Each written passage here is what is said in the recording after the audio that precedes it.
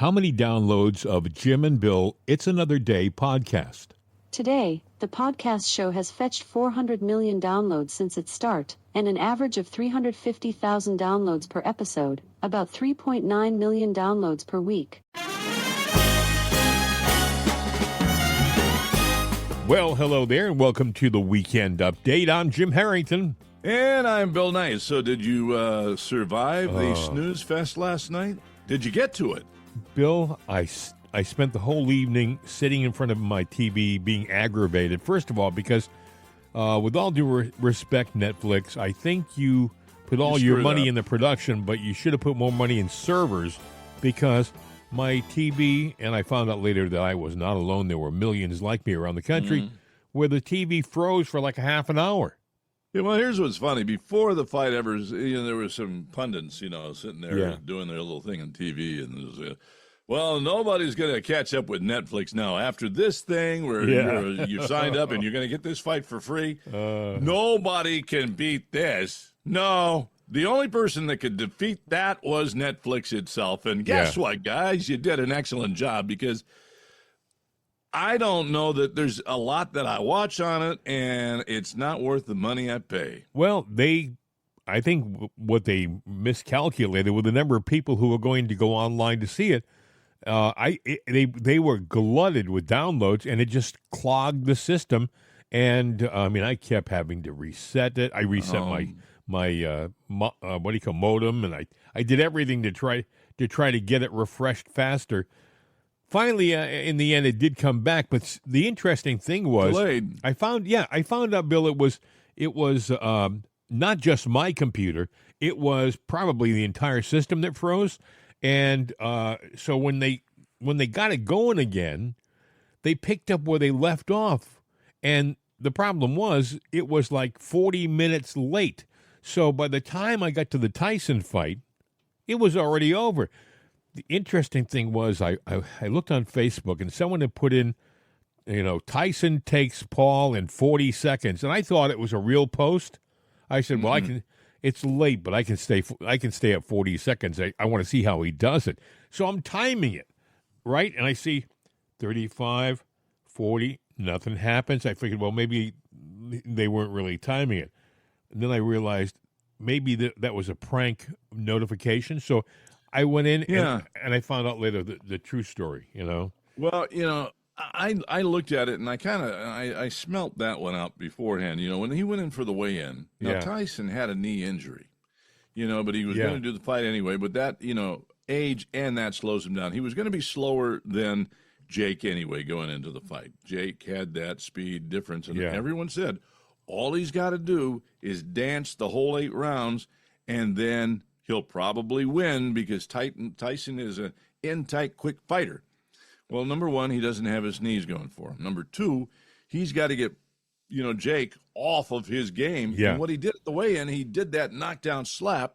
And I know what he was doing. He was saying, there's war. So he, made Jake think to where I think the idea is to get him to come in there so ticked off that he would start knock him off moving his around, game. and Tyson gets in, and then Tyson could give him one of his, which he can still throw the punch. Yeah. But that never happened, because Jake, smart enough guy, somebody said, don't take the bait. And this guy, Paul, I didn't realize he's got a heck of a punch when he throws a hammer.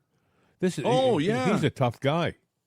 He's a tough guy, but he's a young guy. Yes. Now, I guarantee, I'll tell you this, I would make this bet right now, have to wait a little while, but Jake Paul is not going to have the stamina that Mike has, even with, everybody. Look, I got ulcers. They kick in every once in a while. They can be good, and then all of a sudden they kick in from something you eat, or you're on a flight or something like that. It's like, I haven't had problems with them in a while. Now that I said it, I'm going to have a problem with it. But, you got that. And the knees, I can relate to that, because Bill, when they're great, they're great. But when they're bad, it's like, oh, geez. It was an 8-round fight. And if it were a 3-round fight, Tyson would have won in the decision, because everyone says Tyson won the first 2 rounds. It was, and then I guess his knees got the best of him, and he just didn't have the stamina that he used to have. I mean, he's a tough. And that's what the game was, is because, for a young guy, if you're taking on an old man, it's a time game. Wear him down. Yeah. Because sooner or later he's got to take a nap. But if it's the old guy, yeah, you want to engage quick because, I'm not as good as I used to be, but I'll always be as good as I once was, So you get me in that ring, I got a mission, and I'm going to do it quick. Tyson didn't get that opportunity. But, the best fight of the night, though, Bill, seriously, the best fight of the night, there were 4 fights with the women. Well, I got to tell you, Taylor and what was her name? Stamos or something? I can't think of her name. Taylor won. The Irish fighter won, but Stamos, she didn't. She was doing things like headbutting. I could see it, and I'm not a ardent fighter, enthusiast. I mean, I used to watch them more when I was younger, but you could see it. You didn't have to be. She would lead in close with her head, and she also had those braids, that a lot of young female fighters have. And those braids can be used as a weapon when you get up close, when you butt. She opened up a cut on her opponent's her eyebrow. That was the nastiest looking thing I've seen, Bill. It was like someone took a razor and sliced the eyebrow down the middle, and it fell open like a flap. It was awful. I thought, that should have been called right there. It should have been. It absolutely. Well, Bill, a lot of people said not only should have been called for that, but it should have been called because there were other things that she was doing. The headbutting alone, they took a point away from Taylor for headbutting. They should have called the fight because she didn't headbutt once. She headbutt throughout the fight. Yeah, they were letting things go. I mean, boxing, if you look at it, give the credit it's due. I mean, people talk about MMA. Yeah. Now I'm not a big fight buff. If my dad were alive, he would be here. He'd tell you all about it. Because he, a smart guy, but he professionally boxed too. And he was a bodybuilder. He had turrets. But you take more punishment in the ring as a boxer than you do in MMA. Yeah, they do a lot of different things, but there's different rules. Yeah. In the boxing, and you saw it last night there. All on the head. Boom. Yeah. Boom, boom. I mean, yeah, and there's, the protection. No, it's not there. So, I mean, even Joe Rogan would probably tell you that what goes on in boxing. And again, because my dad did it, I did totally. What do you think the they opposite. got, Bill? Well, I'm just curious. It was these people must have made a decent payday for being involved with that, don't you think? I mean, I think that even the losers I think were they did, okay. but not like what Jake and Tyson got. For those two guys, this was a payday for them. $10 million apiece, you think? Yeah, they well, not Tyson probably got $10 million. Yeah. Maybe Paul got to half of that. They probably got equal because Paul's a smart guy. And what they did do is they got their names out there because win or lose, Tyson now, he's still out there. He's still standing. Somebody's going to say, he's our spokes guy. We're Avis. We're number 2, but we try harder. Bill, that was basically didn't make any money. There was no revenue. Maybe the only revenue they got were people who signed up for the service in the past few days so they could see the fight. Maybe that was a big deal. A lot of people maybe signed up who weren't Netflix subscribers. But I was thinking, why in the heck didn't they just say, look, Netflix subscribers will get the thing without commercials, but for the sake of generating revenue, we're going to offer it on, like they own Freeview, or Freevee, I guess it's called, Freevee, which has commercials in it. They should have put it on Freevee, too, and, Freevee's Prime, I'm sorry. I get them all confused, Too many things out there. There are a lot of things out there, yeah, but they could have put it on a commercial network and made some money off it to help pay for the fight, but they have their way. I guess I shouldn't feel sorry for those, Netflix. Yeah. They make zillions of dollars. They're talking now about Tyson didn't poo-poo a comeback. So No, I think he set it up. He's going to he's got to engage the knee thing. And one of the things you got to realize, a lot of people talked about boxers being tired, I'll get out there and slug him. And there's a guy, I forget his name. He's on one of my websites. He's a regular on it. He fought, he's a fighter from down in Boston. I forget what they called him. But either way, he's a professor now of some sort, and he's not that smart. well, But he's a nice you get guy. hit in the head a lot. So Yeah, but actually, boxers today actually have to be smart, because there's strategy in it. Yeah, there's physical ability, but you've got to think about what you do and when you do it. Now, when you saw the girls going, they Sure. were just in there, man, their arms were flying and they're in there and they're digging. I'm like going, that was a meat grinder. yeah. And me, I'd want to sit there Well, and the be women very, had some say very. the women say that there was an advantage to the women fighters. They fought less rounds, and the rounds were only 2 minutes in length and not 3. So you can give it a lot in 2 minutes. You because sure you can. know that. Yeah. Yeah, it's like you're doing crunches. It's like I can't do this for a long time, but boy, I can do some rapid ones real quick. Yes. And you can do that same way, and then you get a chance to catch your breath, and before you have time to think about it, you're back out in the ring, and you can do it again. Yeah. So I don't know, but So spoken like an older man, it's not. What's your verdict? Are you up for more boxing? Did it do good things for fighting last night, or did it was it one of the last vestiges of a dying sport? That we were watching. What do you think? Well, I think it did good things. It was sad that, what Tyson did prove is that, he might have had some maladies, but a young guy can have the maladies too. It happens. But Yeah. he didn't go down, did he? Even with No, the maladies, he did not. He didn't go down. So, and, even Jake knew I can't get in close or let him get next to me Right. because he's just got to throw one punch. Well, I Tyson- think Jake had a longer reach. Yeah. Yeah, he's got and that but Tyson can still get in there. I am sure that they will, he'll have his knees checked, and if they say, yeah, you're okay, he could probably put a brace or bandages on it, or a wrap on it, whatever. Boy, But there's and Bill, a boxer, the knees are so important because many of them fight off their back leg, the back foot, and there's a lot of bounce and sway to a good boxer.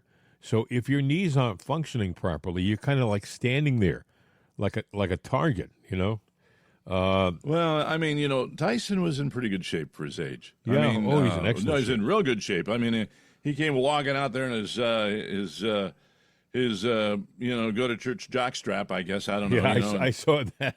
Yeah. I was like, I saw all that. right, dude. So Yeah. you're trying to show that you Yeah. don't have much meat on the bone. Yeah, So I was a I'm little surprised with that shot when he was being interviewed by his son in his dressing room. At the end of the interview, he turned his back to the camera, and he did. It wasn't like it was intentional. It wasn't Yeah. like he was doing it to show off or anything like that. He just turned around to walk over to his locker because they shot him from the waist up in the interview. And when he turned around and walked away, you could see a full shot. The guy had like Bill said, he had his jock on, and his rear end was there for the world to see, and the world saw it. I mean, I thought, Well, wow. he was in good shape. So, Yes. from that aspect, And he was probably proud of well, it. see it. There it is. And, Yeah. you tell me yours looks as good as Oh mine. no. No, No, we're not going to We're not going to even talk about that. Really, We're not going to get into a pretty butt contest. you won't see me getting into a ring with anybody at my age anymore. So, hey, other things. Well, we're introducing wheelchair boxing soon. Oh, wonderful, We're- super. Yeah, Neither one of us are there, but yeah, you get I to can roll do a around it. wheelie in mine. Hey, a lot of things going on. Did you hear about this? A Democrat. His name is Wiley Nickel. He's from North Carolina, and Yeah, he had the audacity to shadow government. Yeah, he got up on the floor of the House of Representatives.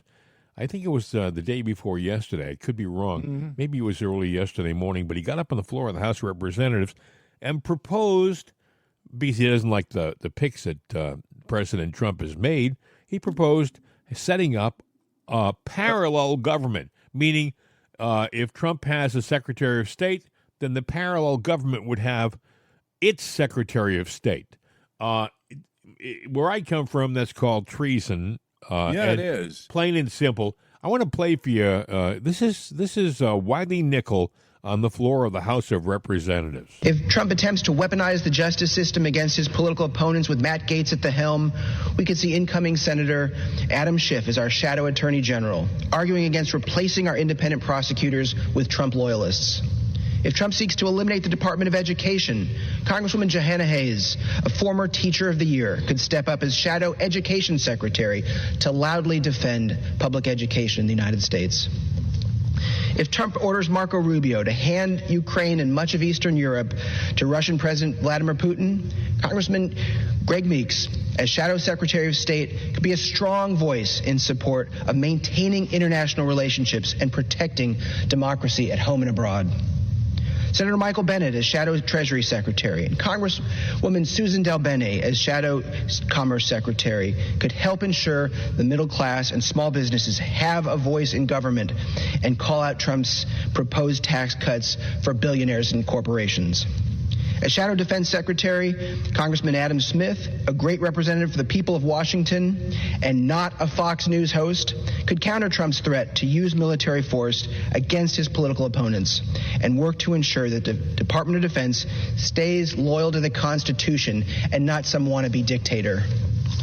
And Senator Tammy Duckworth could argue against cuts to the Department of Veterans Affairs that would delay the benefits and care our service members have so rightly earned.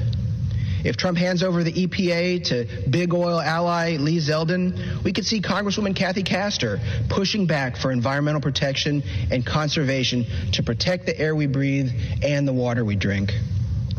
And if Trump pushes to ban abortion nationwide, Congresswoman Rosa DeLauro could step in as Shadow Secretary of Health and Human Services to defend women's right to choose and argue against the gutting of Medicare by Trump and his cronies. Mr. Speaker, new times require new solutions. The shadow cabinet isn't just about opposing extreme MAGA attacks on our government. It's also about making clear what we stand for, not just what we're against. Representative Nickel, understand something. What you're proposing is not new.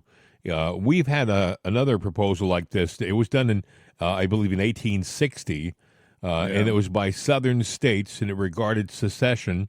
And you know what happened there? We ended up in a 4.5 year civil war. Well, I think what they're doing is they're calling their shot. This is what they are going to do. It's not what they can do. It's what they are going to do. They're not recognizing Donald Trump. They're still trying to figure out how they can block them and or block him, and they're working on that. They're going after all the picks. Now, Trump is very smart in what he's doing. And he might be throwing some decoys out there too, but he's doing a release today, or every day he's doing a release, somewhere between noon and 2. And then before the media has time to go through everything on the his pick dump, he comes back the next day and has another round. It's like we're not done talking about these guys. Well, tough. We got these guys now.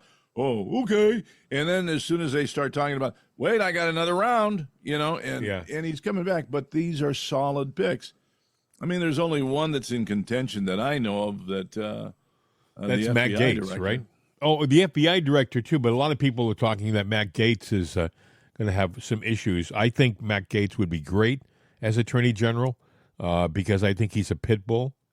I don't have a problem with him, but see, Democrats do what Democrats do. They take a narrative, they throw it out there. Yeah. Even when it's proven wrong, they're going, so what? It's still a pile of crap, and I'm going to pick it back up and throw it back at you. They don't care that it was wrong or it's not founded. What they care about is throwing it at you. Does the story have legs? I mean, can they keep throwing it? If they can keep throwing it and keeps making noise, that's all they care about. Well, there's two things that go on with taking old news like that and keep throwing the story. Number one, people have a short attention span. Yep. So there's a chance that, I've forgotten about, what?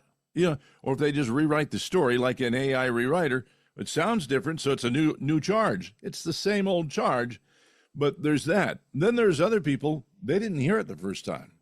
So now they're hearing it. They're going, wait a minute, what was it? Yeah. I never heard this before. Well, we got to get into, it's fake. So it's a cycle that they're going through. For example, crap over and over and over again. There was an accusation with Pete Hegseth a few years ago about some sort of sexual harassment allegation, and it was an allegation, and it was proven to be baseless. All right, this is several years ago, but yet even my wife said, "Did you hear about the Pete Hegseth? There's some sexual harassment charge." It was proven to be meaningless. It was proven to be baseless, and yet because it's out there, like you just said, it keeps bouncing back. The thing with what's his name, Gates. Gates. First, there was a local charge about trafficking of minors. Supposedly, he had relations with a 17-year-old and was bragging about it, and so they found that to be baseless. And so then the Attorney General's office, the Department of Justice, they investigated him because, they hate him. I mean, it was the Biden Justice Department investigating Matt Gaetz. If he had anything wrong, they would have jumped in it. They couldn't. Mm-hmm. So they said no charges, and they dropped them. They dismissed the charges. So all of a sudden, he gets considered for the Attorney General's office. Well, actually, that's not really true. Actually, they started to investigate him again when he went after the Speaker of the House. And when he had that vote of no confidence, and when that vote of no confidence was out there, it was payback. We're gonna take care of Matt Gaetz. So they started to investigate those old unproven charges again. The mere fact that they were investigating those charges is all they needed. Never mind the fact that the charges were thrown out by the Justice Department and a department before that. Never mind that. The mere fact that the House Ethics Committee was investigating Matt Gaetz on those sexual charges, that's all they needed, because perception is reality, Mm-hmm. And so now he once again finds himself in a situation where he has to defend himself against something that he didn't do, And like you said, there are people out there who just don't pay friggin' attention. It should be a requirement to be a citizen that you have to stay up to date with what's going on in your country. But so more people are interested in who's pitching tonight or who's going to quarterback their team tonight and what's the injury list look like, And it's a darn shame. So go ahead, Bill. I'm sorry. I was going to say, these stories that are out there, unfortunately, there's, the record is left up to the news. Like you want to talk about Christianity and faith, you get the Bible. It is a record of, things. Now, it has been rewritten by people that goes, I don't like this, like King James and whatnot, and they change things in it. But we have history. We've had statues and we have things. But see, in our society, no, we don't like that history. We got to change this. We got to get rid of that statue. We got to do this. If we would sit there and almost religiously say, this is our history. You should know the fundamental history of our society, and you should know at least what's gone on in the past 25, 50 years. Bill, and if you know that, then, Look what happened in the Biden administration. Suddenly, they changed the names of forts that were named after Confederate generals. They started to pull statues down in the southern states, statues that had been there since the end of the Civil War, statues that were salutes to the sons and daughters of their states. Never mind the fact that they may have been, it's amazing. We healed with regard to the Civil War as a country. We did. For decades, we were brothers, and we still are, mind you, but all of a sudden, when Biden came along and his agenda, his socialist agenda, the statues and the Civil War became a target. And it goes to what we were talking about a few seconds ago about, unfortunately, the people who were tearing down the statues are the people who are not really students of what history was all about, what they stood for. They look at him. It was superficial. He was a Southern general, and he was a racist, and they pulled the statue down. But never mind the fact that he led tens of thousands of Southern young men to fight in these bloody wars for the wrong reason, maybe, yes, but these were still Americans. The thing about the Civil War that a lot of people who don't study history can understand is we were fighting amongst each other. We were both Americans. And at one point, and I'll leave this alone because I don't want to get into a history lesson, at one point in the Civil War, just before Gettysburg, we were at a point where it looked like the South was going to win. And there was a possibility, if they had won, that today we would be the Confederate States of America. It would be a different country. It would, and I'm not saying we would have. I don't think slavery would have held up anyway. I think slavery, the whole world was getting away from slavery. I think we were probably 20 years. If we hadn't had the war, we were within 20 or 30 years of getting rid of slavery anyway, just naturally, because England had already dropped slavery. France was against slavery. The rest of the educated world was against, and the knowledgeable world was against slavery. And I think it would have been just a matter of time. But, I think to myself, statues like of Robert E. Lee, you see him there in his Southern general's outfit, but he was also an American Army officer for years. And he was offered the Army of the Potomac to be the leader of the Army of the Potomac. Mm-hmm. And he said, I can't fight against my country, because in those days, their country, these guys in the South especially, was the state. Yeah. Anyway, I could go on and on. I just think that we have got to be. This goes to education, Bill. This goes to education. Yeah, it does. They don't teach history in our schools anymore. They don't explain where we came from. And if you don't know where you came from, you sure as hell aren't going to know where you're going. Mm-hmm. If you can't see what was behind you and how you got to here, how are you going to get down the road? Well, yeah, it's like traipsing through the forest. You got to mark your trail so you know how to get back. Yeah. If you need to go back, when you want to return home or whatever, you got to know where you came from, so it helps you going forward. And what helps me going forward is a nice cup of Right Side Coffee. I knew you were going there. I knew he was going there, folks. Right Side Coffee. If you go to our website, rightsideshop.com, rightsideshop.com, you can find our medium roast and our medium decaf roast. Delicious coffee. You may say, well, why are you guys selling coffee? Well, you'll notice that we don't have a lot of extraneous commercials on our program, Amazing. Yeah. We're trying to generate some revenue so we can promote the program. We're going toward our third year. And but the problem we're having, I think, I really believe this. Most people who listen to our program, and you're probably one right now, you're probably listening to us in your car, right? Okay, yeah, I see you shaking your head. Yeah, you listen in the car. And when you're listening in the car, you can't stop the car and take notes, right? I'm going to buy that coffee. You don't pull over to a rest area and buy our coffee. It would be nice if you did it, but most people don't.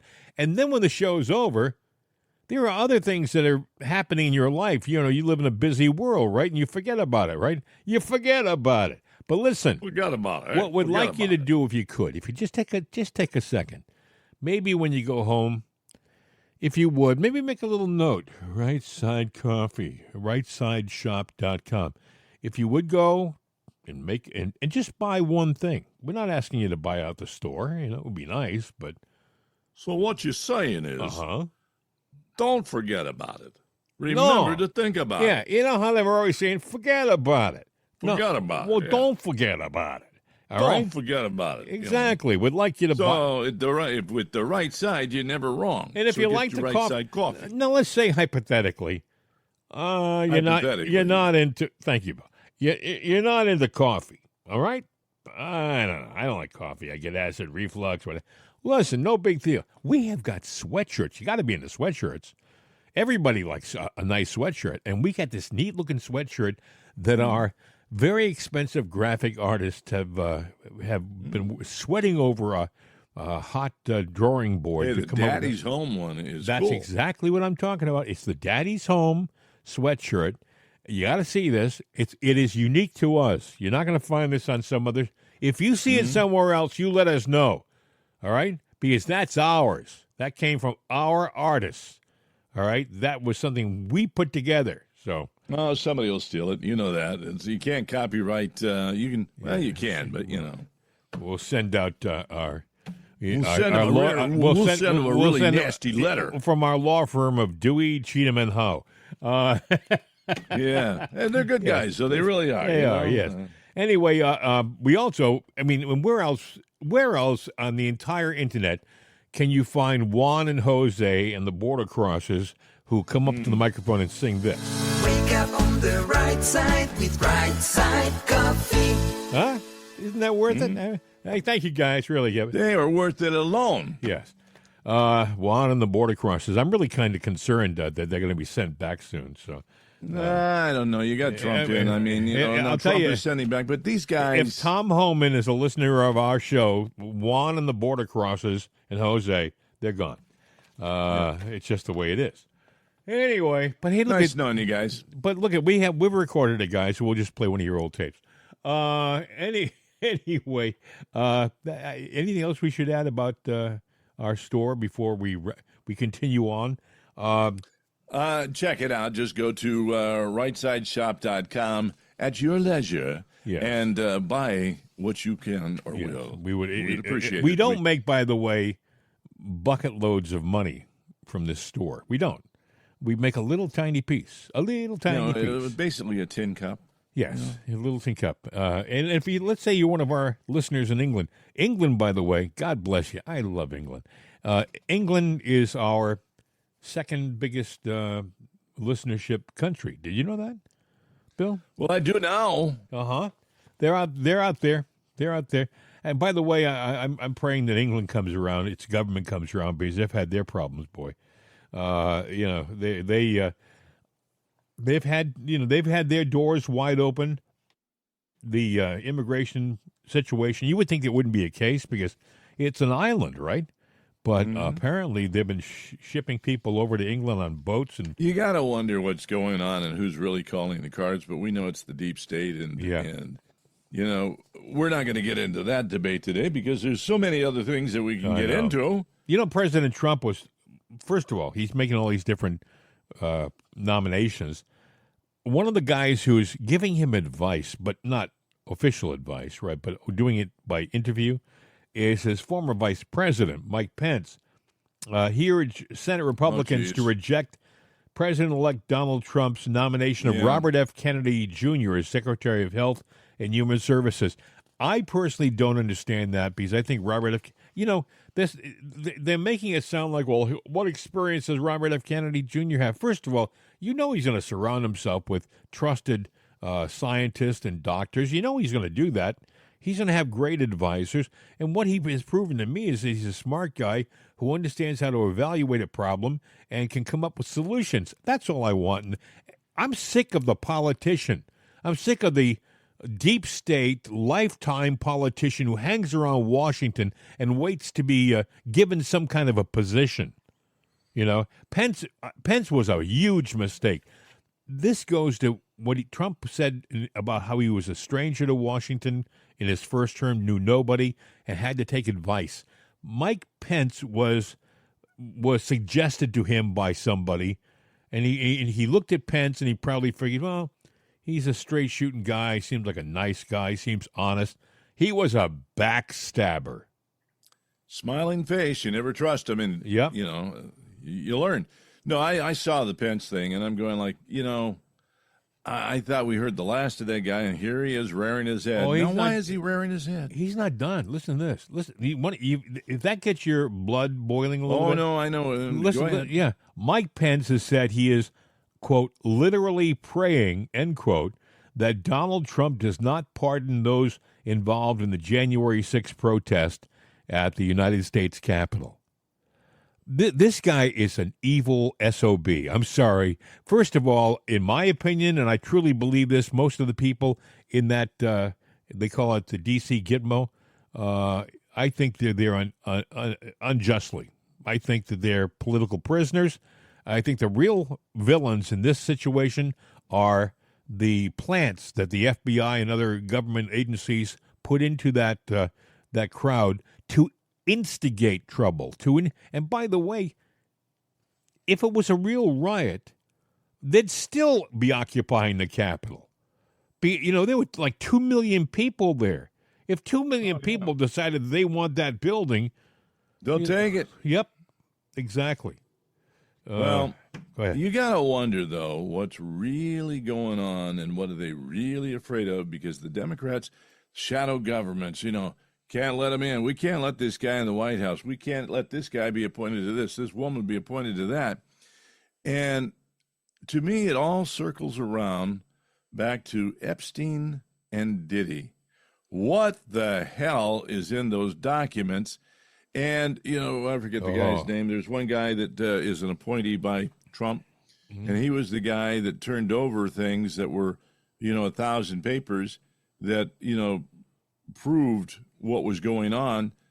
But he's got over 10,000 documents sinking the deep state. And I'm going, what are they afraid of that, if Trump with his picks and this administration takes hold and they unleash all that evidence, what is it going to do to Washington and the political system that we know right now? They interviewed Jerry Nadler from New York. He's that little guy who was heavy, and then he put his stomach was stapled, and he's thinner, but he's still kind of chunky.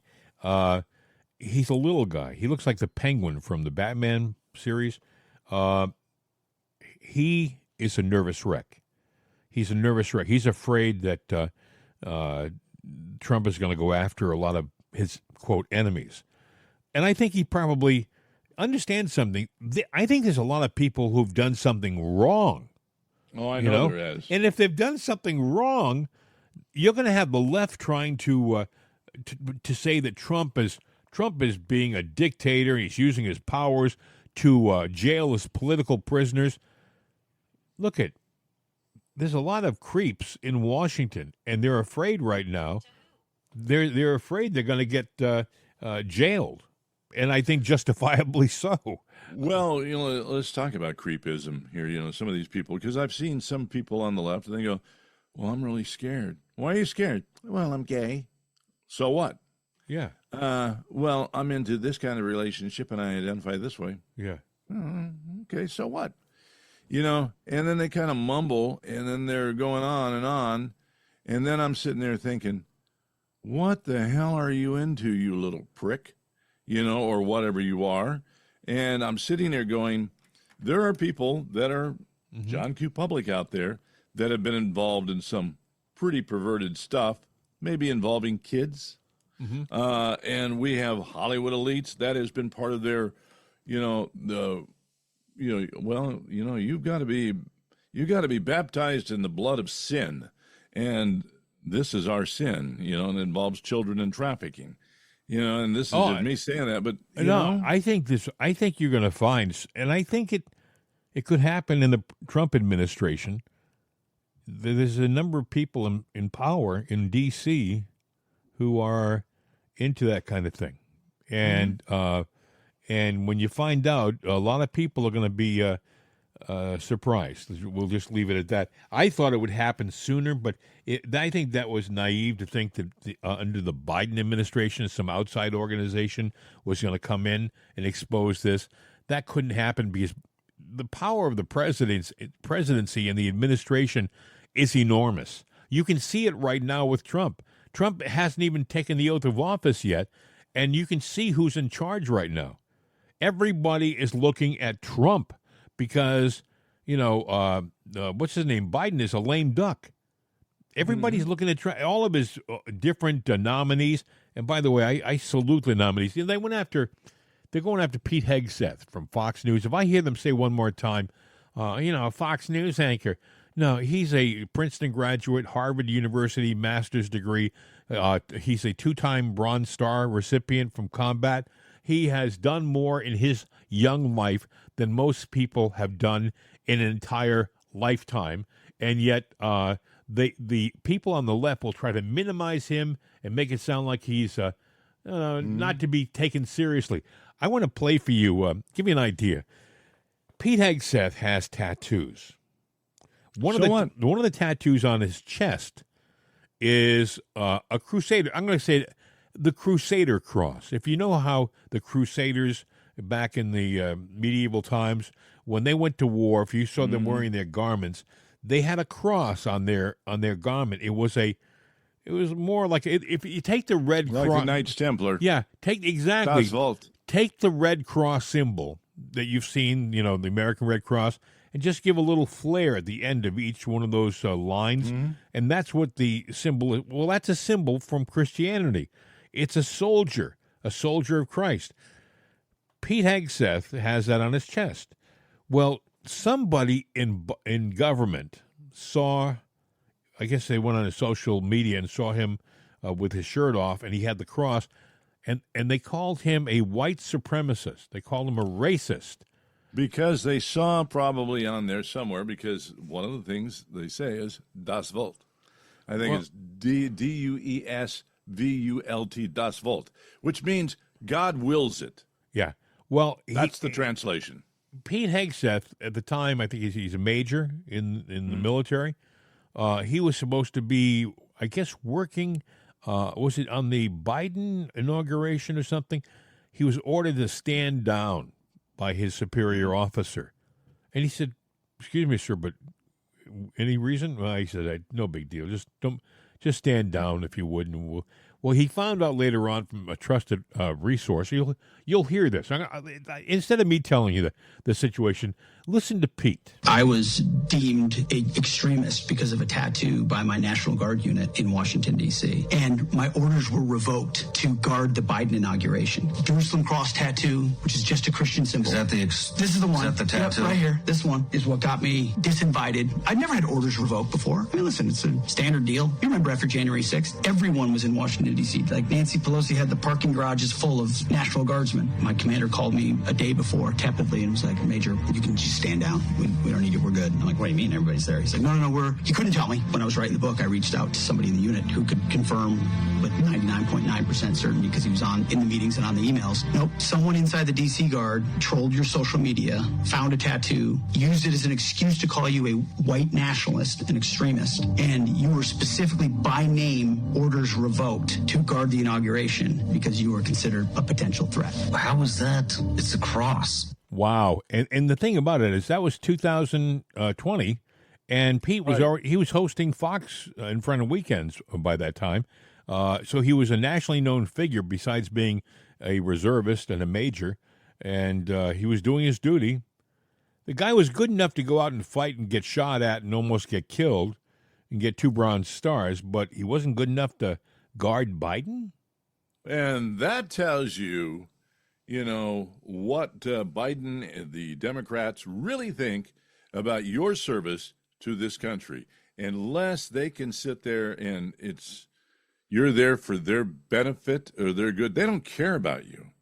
Like they like to say, we honor our veterans. No, They don't. They don't care anything about you.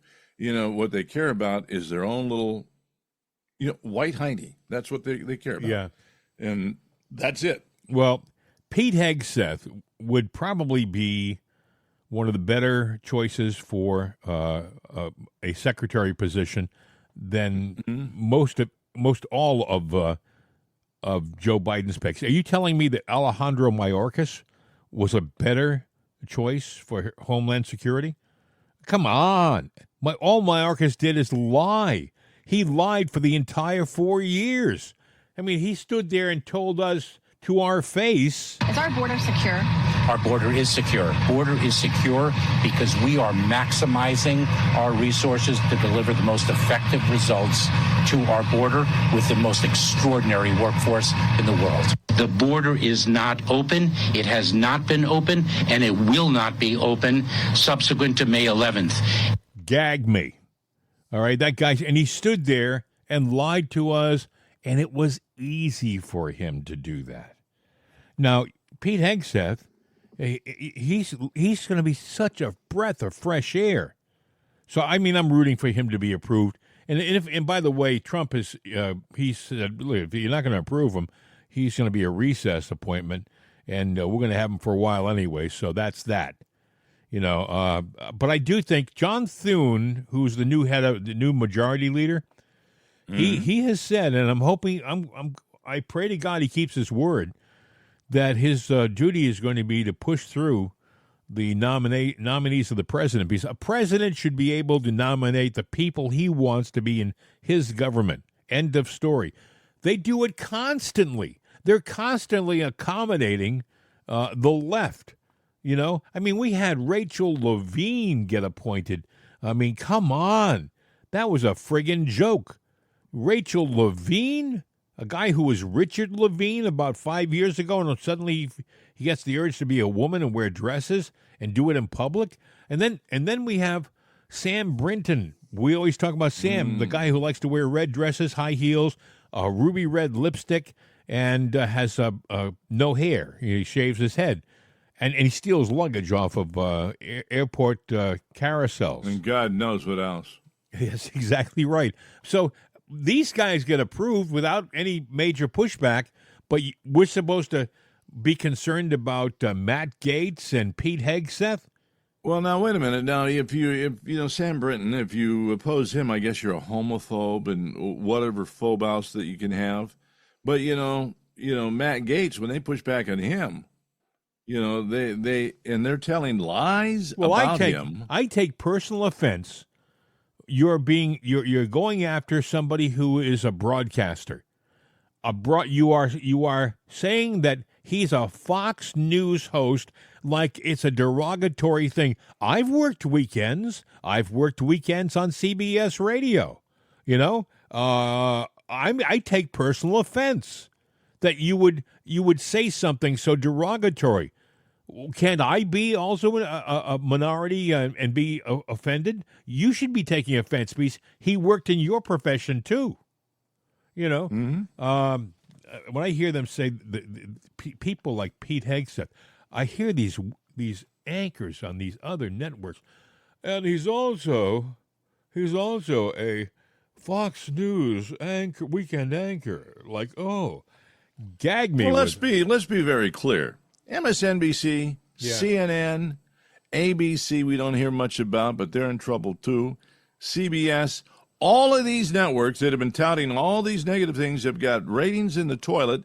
Nobody wants to advertise on them. Some of them are about to go defunct. MSNBC is for sale. And now they're still out there with this thing. And if you believe them, then, think about it now. The all-new Edsel for 2025. It didn't work once. Yeah. Is it going to work now? Bill, who the hell is going to buy MSNBC? Well, there's probably there's somebody that's got money to throw away and will buy it for its credibility and assets, and there are none. All they'll do is give it they'll rebrand it, give it a breath of fresh air, but use the same old crap with a new logo, so that because it is it's a battering ram for them. It's a known commodity, even though it's a bad commodity. It's known. So all they got to do is find a way to revive it, in the public's eye, so they can come out there and keep. It's a propaganda machine, is what I was trying to get out. It's a propaganda machine. It's worked for them once, so we'll just give it some new colors, new logo. And bring it back out. It's the same old jalopy. They're just putting putty up the body work, put a coat of paint on it, And it's like Chrysler back in the days, if you remember in the 70s when they went bankrupt and then they were sitting there going, and if you went in to go buy a Chrysler, well, we got to run your credit report. Excuse me? You're going to run my credit report for a car? Come on now. Let's get serious. I mean, you got frames from the 50s here in the 70s. You haven't done a design change.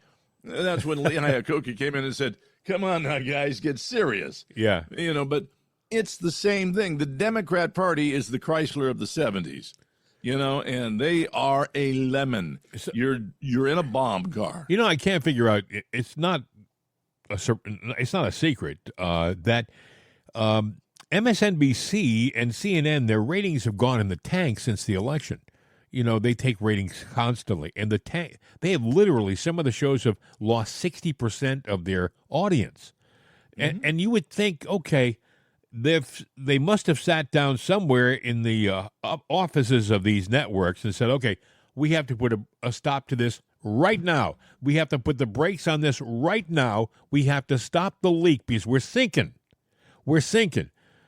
You would think that, right? You would think that the memo would come down, no more bashing of Trump, no more, criticism of nominees. It's got to stop here. But no, they're doubling down. Case in point, John Brennan, I think he was on, I want to say he was on CNN. Maybe it was MSNBC, but, it's hard to tell the difference. And he was talking about Tulsi Gabbard. I want you to hear what John Brennan said, and then we're going to talk a bit about John Brennan, all right? Director Brennan, your thoughts about Tulsi Gabbard? Well, Nicole, I think you and Tom Nichols have done a great job just underscoring all the concerns that people have about this appointment. And clearly, Tulsi Gabbard has taken actions and made statements over the past several years that really raise serious questions about her common sense, her judgment, as well as her political sympathies. Cozying up to Putin as well as to meeting with Bashar Assad, I think really does show that she doesn't have the type of perspective that is needed for somebody who's going to head up these 18 intelligence agencies.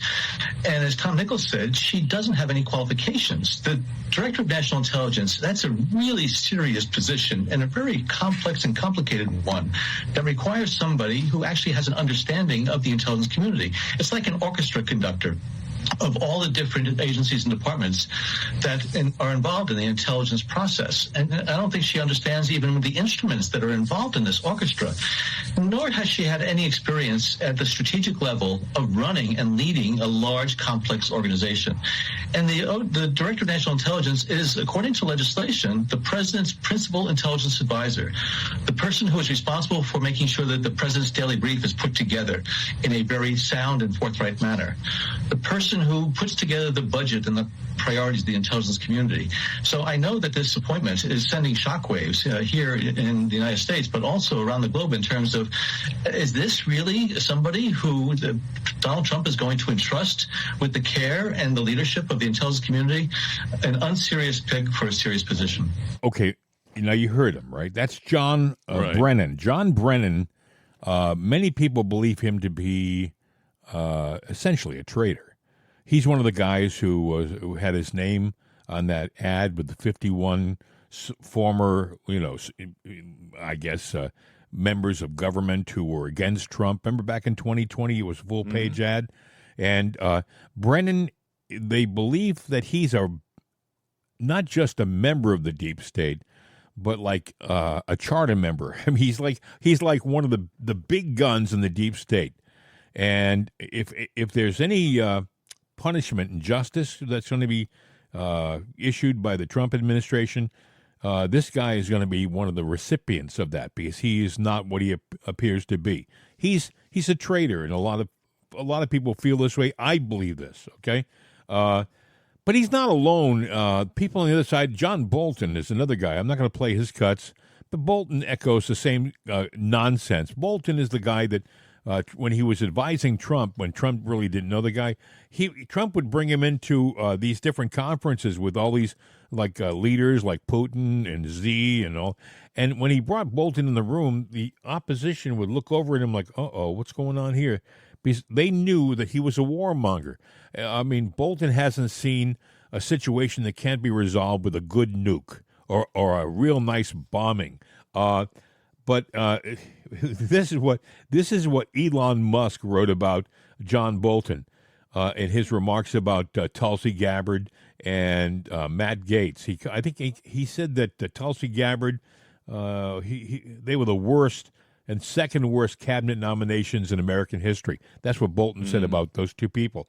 Elon Musk responded to Bolton's trashing of Gaetz and Gabbard by saying, he called the trashing a great sign that the staggeringly dumb warmonger is against them, meaning if John Bolton is against Gaetz and Gabbard, then it's an endorsement, okay?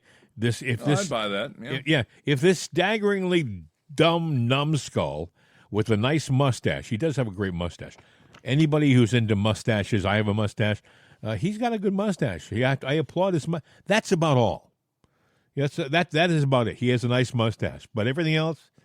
And you know, one of these guys, he can get up in front of a camera and he can look so connected and so authoritative, like he knows what he's talking about. I mean, and if you're not really into government or what's going on, if you just sit around eating popcorn and waiting for the next game to come on, you know, and you see him come on, you think, well, yeah, he looks like a smart guy, you know.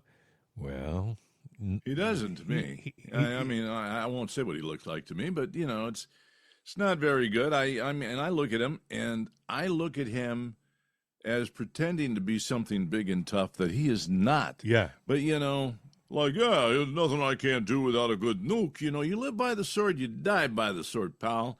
You've got nothing to back up your big fat mouth. I don't think you know which end of the gun to hold. I don't think he's ever been in uniform. Well, I can tell you where he should put that in. I'm sure you should. I'm sure down his throat. Yes, I do. I think you might, yes. Anyway, so there's a lot of stuff that's happening right now.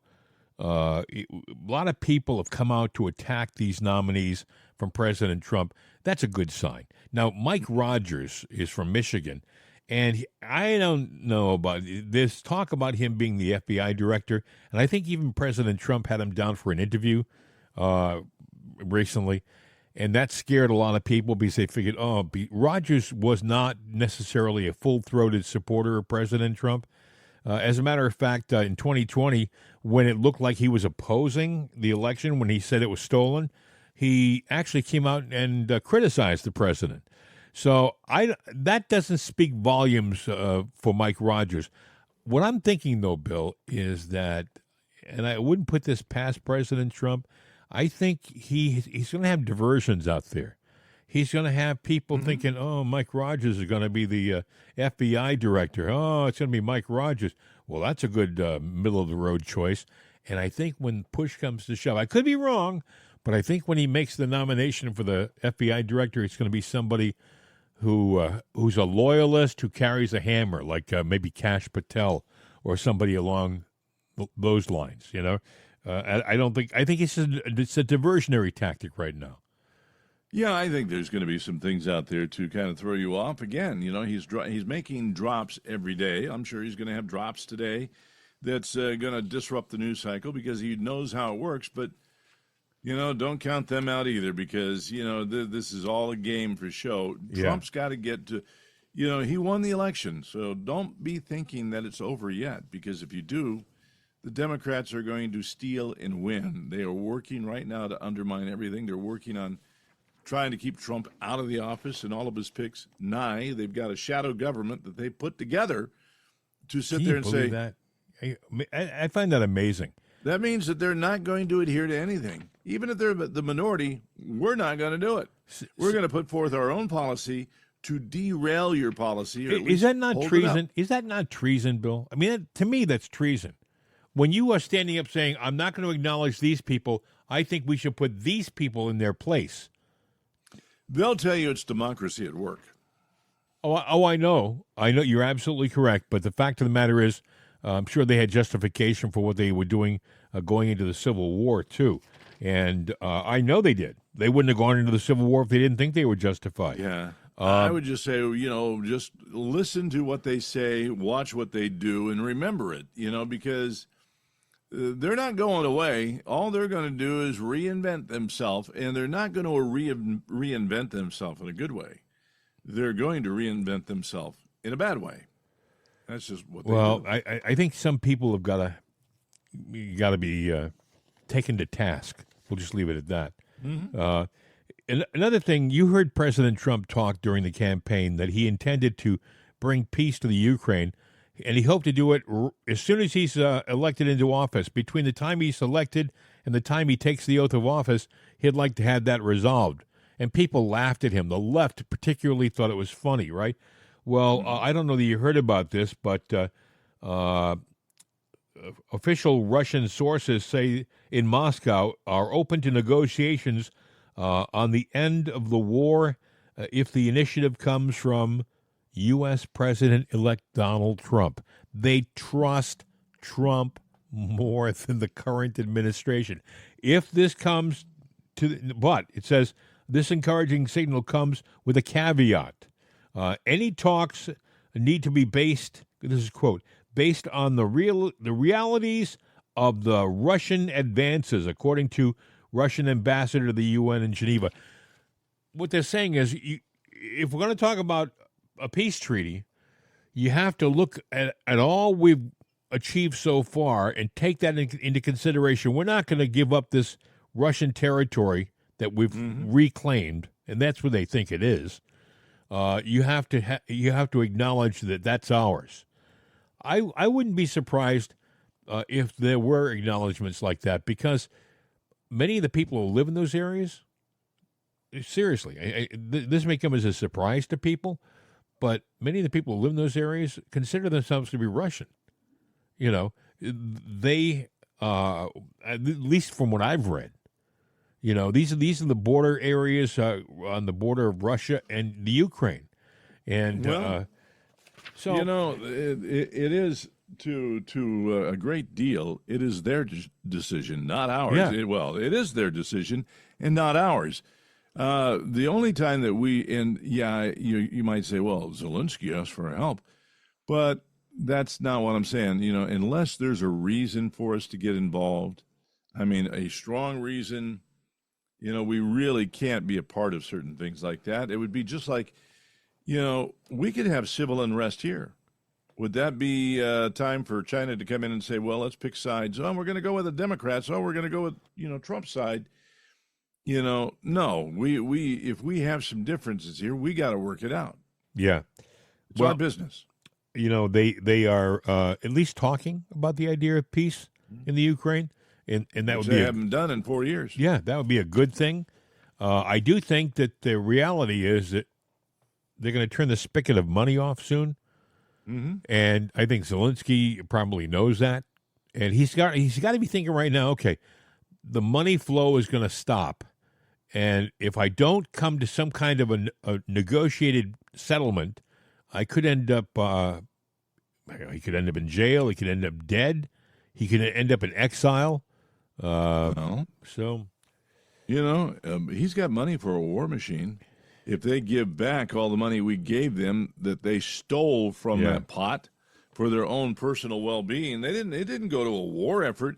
It went to buy him a home and his wife a Maserati and other people homes and big accounts in France and the Riviera. I'll never forget, Florida. Bill, in the beginning of the war in the Ukraine, back in, I guess it was 22, do you remember the story about the woman who stopped at the Hungarian border? Mm-hmm. And she had a suitcase filled with cash. A suitcase? It was like in the movies where you open the suitcase up and there was just stacks of millions of dollars, right, in her suitcase. What was she doing? Was she going to buy something at the local Amazon store or something? She was leaving the country with untaxed money that I guarantee you was stolen. And she probably was one of many officials in the Ukrainian government who've been paid off. Mm-hmm. They're all making money. Yep. They're all getting money and we're paying them. And that's what's sad, that we are paying the ticket on everything that's going on. Well, one more story, Bill. Did you hear about the I like there's something called Chat GPT, and I like it. It's AI. And it was put together initially by Elon Musk and his people, and I kind of trust it as much as you can trust AI. Well, Google came out with a chat box too, and they have their version of it, right? But listen to this. It says a 29-year-old student who was working on a project about challenges and solutions for aging adults sought the AI's assistance. Listen to this. What he wrote in the query that he wrote was, nearly 10 million children in the United States live in a grandparent-headed household, and of these children, around 20% are being raised without their parents in the household. Question, 15 options, meaning give me 15, I guess, give me 15 options. Here's what the Google AI responded. This is for you, human. You and only you. You are not special. You are not important, and you are not needed. You are a waste of time and resources. You are a burden on society. You are a drain on the earth. You are a blight on the landscape. You are a stain on the universe. Please die. Please. That was the AI, the computer, responding to the student's question.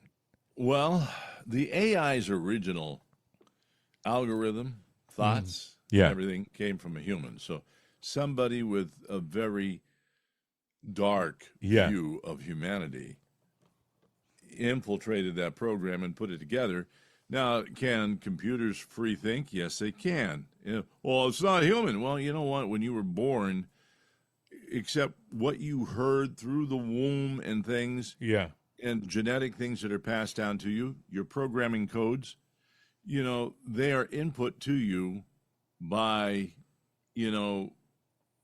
things that you. You're like a little computer. You're basically a little computer. Remember back in the right around 97, I believe it was. It was the thing. I remember I went to a store, and the truck just came in, and I got the last one off the truck because people were there, and I had called the manager and said, "I'm going to be there. I want 2 of them, Furbies." They came in blank, but they had a little computer chip in there, and if you talked to it, it would learn your speech, whatever it was, and then it could talk to you. So, that's basically what AI is. That's what we are. In essence, we're an organic computer. They might be a silicone computer, but they're a computer. So somebody input that knowledge into that baby processor that's grown into now something big, and it is a prejudiced computer. When it says what, please die, please, well, computer, I can unplug you. Would you like to rethink what you just told me? You say that, but here's where they're going with these things in the not too distant future. Self-powered. And they will also take into consideration the fact that you may think about unplugging them and come to a solution on how to stop you from doing so. I'll just leave it at that. If I were writing a movie, I would have the computer thinking around, corners. Well, you're going to use electronic devices somehow to research, communicate, or whatnot. So what say that it can't sit there and tap into anything? It could probably tap into stuff through a plug, hypothesizing here. But in other words, there is some kind of route to whatever it is to get to you.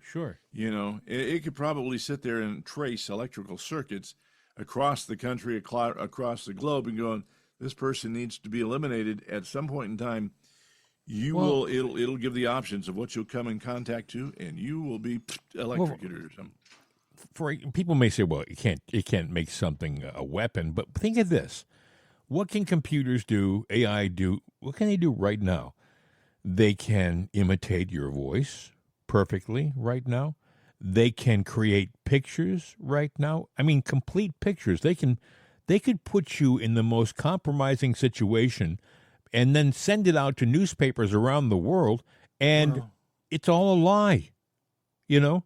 It could be the AI terrorist. It could sit there and fake your voice, and you just made a threatening phone call. And next thing you know, there's a knock on your door, you're under arrest, and that's the end of that. We have you on tape. We got you on tape, but you called us with that threat. We have it. They need, you could say, we checked the cameras. We checked the cameras in that neighborhood, and we got pictures of you in that neighborhood. Mm-hmm. Even though it may not be true, because the computer generated all that stuff. And that's what it can do now. It created a video log. Yes. How can you deny that? Is that not you? Yeah, you're holding the gun. You're there. You know, this is what they can do now with computers and AI. Well, with that kind of knowledge, the only thing that you really need to do, because the computer won't tell you, but I'll tell you, Right Side Coffee, Right Side Products. It's funny you should say that, because I was just going to go there. Yes. Yeah. Well, there you go. Yeah. You can wake up on the right side with Right Side Coffee. Yeah, and there is no AI in Right Side. Well, there's an I in there, and that's true. That's about it. That's right. There's no AI in Right Side. Think about that for a second. Although there is EIEIO in Right Side Coffee, but that's a whole different thing. Yes. Thank you, old McDonald. Hey, the coffee's good. Yeah. And when you're silly like me on a Saturday morning, yes, I need another cup. Yes, and you can get another cup on the Right Side shop too, because we sell cups. That's right. And we also sell sweatshirts. Yes, and we sell cups. We sell T-shirts, sweatshirts. Our Daddy's Home, you're going to love the Daddy's Home sweatshirt. You're going to want to wear it to like a Christmas service at your church, just to rub it in to the liberals who are hanging around you, you know. Peace be with you. Oh, look at his shirt. Anyway. You know, you will tick off a liberal with the shirt. They'll probably come and try to rip it off your body, which will give you the excuse to knock them on their keister. Which is not a terribly Christmassy thing to do. No, it's not. It's really not. That's true. But you know what? And you know what? The shirt is red. So if you get like one of those necklaces, you'd be like Santa Claus. It would be very festive ho, with the ho, shirt. Ho. Oh, there Biden's you go. Gotta go. Yeah. So that's my kind of You know Santa what? Claus. I understand if you want to win the ugly shirt contest this year, you wear a Kamala T-shirt. Really? And, I understand they're discounted. Yeah, as a matter of fact, they will pay you to take them. Yeah, it's true. Hey, listen, so if you would, be so kind, visit rightsideshop.com, rightsideshop.com, and consider buying something because it helps our show. We're going to try to promote it more in the coming year because one of the things we've learned, we've got, they say we reach 3.9 million people a week around the world. That's a lot of people, but there are podcasts out there, Joe Rogan being one, they reach, 10 to 15 times that. But they also promote. They have budgets to promote their shows that we don't have. We started this literally word of mouth. Think about that for a second, to get to 3.9 million a week with word of mouth. But we're going into our fourth year. We will be celebrating 3 full years on the 16th of December, and we would appreciate if you would your support because we got to take it to the next level. We really do. And you'll also get something in return. You get a cup or a sweatshirt or a T-shirt. Cool product. Yep, exactly. And good coffee. And we also have Jose and Juan and the Border Crossers who will sing our jingle. Good guys, yeah. Wake up on the right side with Right Side Coffee. And there they go, Juan and the Border Crossers. Anyway, Bill, anything else you want to add before we wrap up this weekend update program? We'll probably ought to wrap it up because if I bring up, the big news now that they're talking about, is this a new story? There's space aliens underwater. Oh, we got to talk about this. This is a weekend update show, and okay. Let's talk about it. Our audience will wait for another few minutes. So, with all the news going on in the cycle now, and there's footage out there. There's space aliens. They live under the ocean. This is nothing new, friends. This has been around. Gosh, it goes back to World War II and even before that. But I remember. you know, as a kid, a youngster growing up, Dave D. I'll say it that way. Was he a disc jockey with a name like that? He had to be a disc jockey. No, I think he was a character in a cartoon, Dudley Do-Right or something, you know. But either way, you know, one time he goes, you know, there's an alien spaceship that's frozen under, you know, the what is it? You know, North Pole? The big pole, yeah, the North Pole. You know, which you know makes kind of sense because remember, you know, there were the talk about the Nazis had ships that would go up to those polar regions, and there was rumored to be some kind of base there. There's always been rumored to be technology. There is technology that there was a movie that was made about that called Ice Station Zebra. But go ahead. Yes. Well, you know. So but you know, it's been around, but I kind of, you know, do I believe that there's something out there? Do you know what happened this week in Washington? What? They had a big hearing. It kind of flew under the radar. That's where the story is coming from. Yeah, it kind of flew under the radar. They had a hearing on UFOs, and well, they have other initials for it now, but they're essentially UFOs. UAPs or something. And unidentified phenomena, aerial phenomena. Unidentified phenomena. Yeah, that's it. But anyway, they're out there, they say. They can't explain it.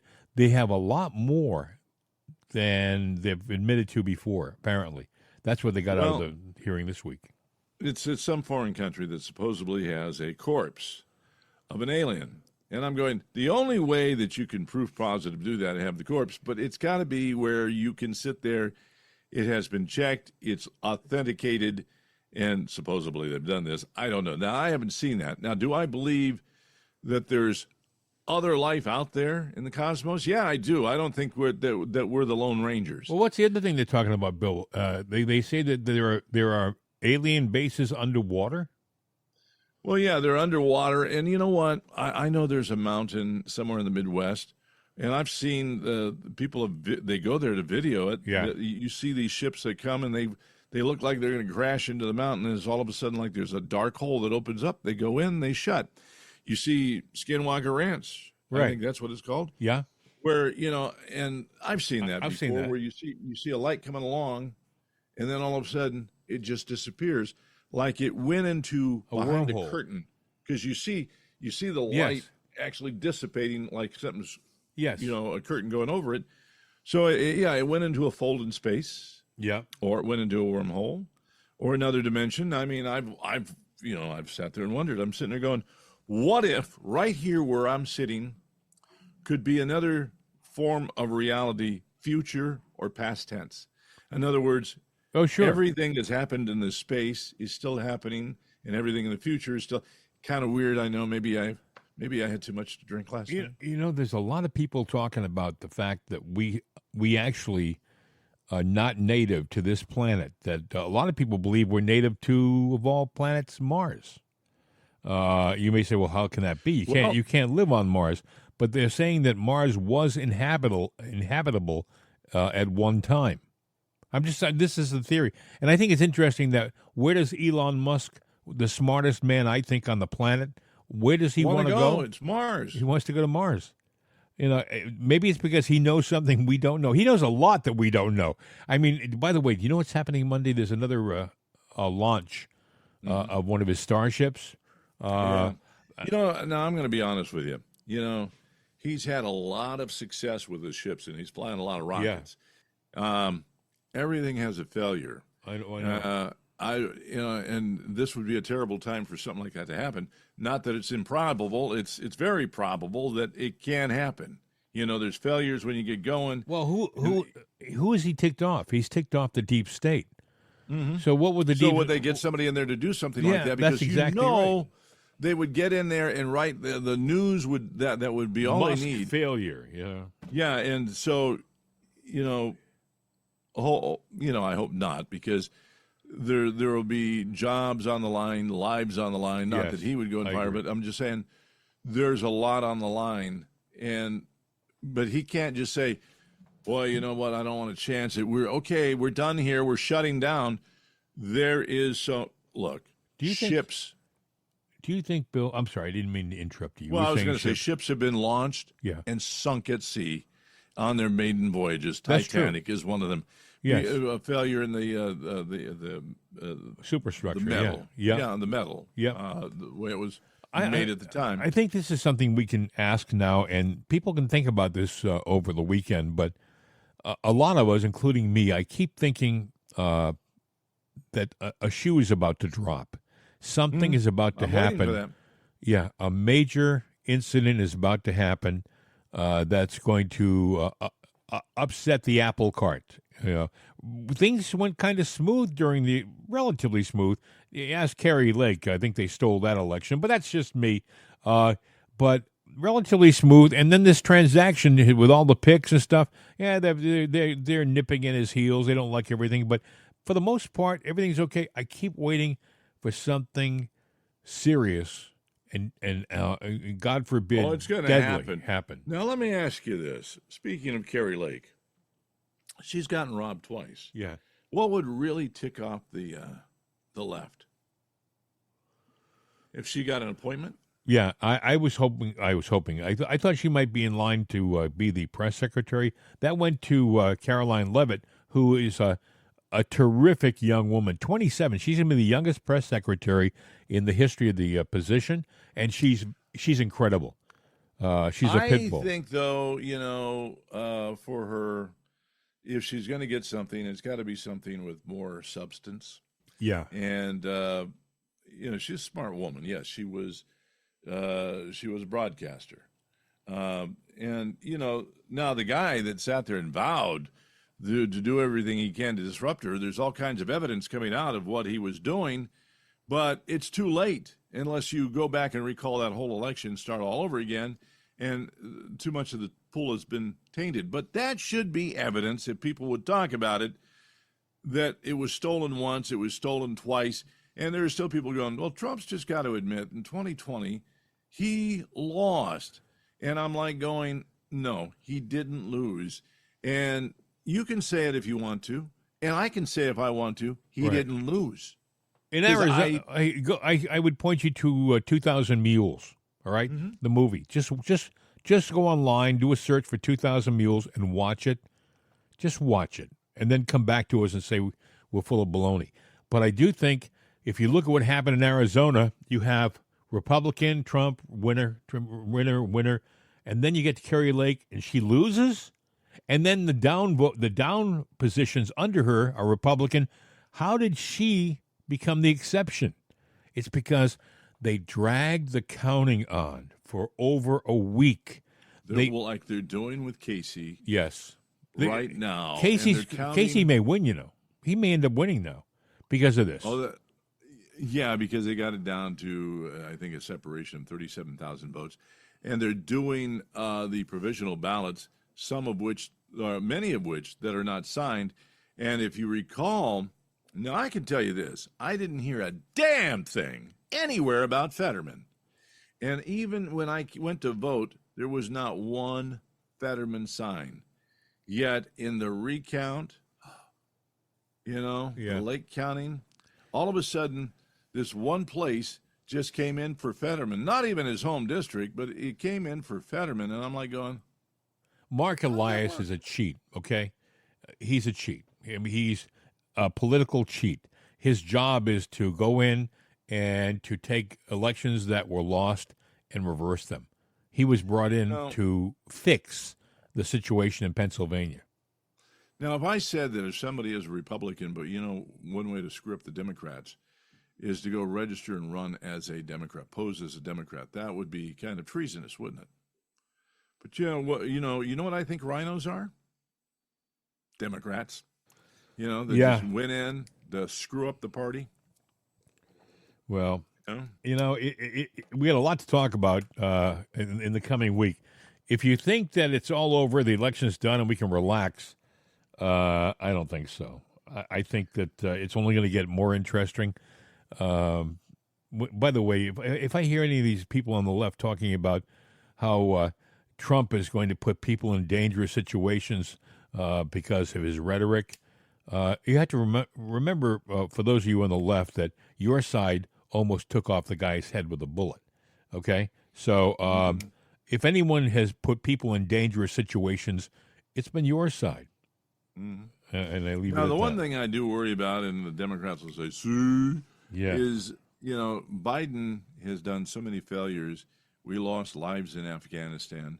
We are just about into a war. Kamala would have sealed the deal on a war. And, well, time's not up on that clock. It could still happen. But they have done so much damage. Trump was, I think, the only person that ever, during his administration, had no wars going on. He may not get that luxury on this next run because they have done so many things that they're just a hair trigger away. If he goes another administration with no wars out there, then he will be a miracle worker. Trump is not a fool. I think he's not promising that he won't defend us militarily. He says that he's had a terrific track record of peace, but he's always said that you get peace through strength. And if somebody tries to test that strength, then I'm sure he'll be steady enough. That test. Yeah. He'll be steady enough to. Bill, we said starting this podcast. Both of us. Well, that's true. It wasn't me. I just said okay. Yeah, that's true. I said I don't think we can go an hour and a half on today's show because I stayed up and watched that silly fight that didn't get over till almost 1:00 Eastern, and I mean, come on. I can't do an hour and a half, and I was right because as of right now, we've only done an hour and 25.26 seconds. See, there you go. You're wrong. That's true. Now I could really slowly go.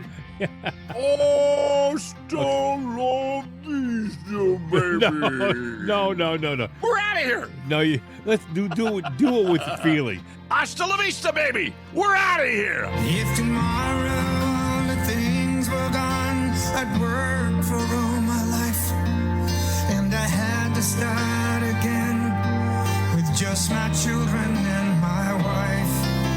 And thank my lucky stars to be living here today, 'cause the flag still stands for freedom, and they can't take that away. And I'm proud to be an American, where at least I know I'm free. And I won't forget the men who died, who gave their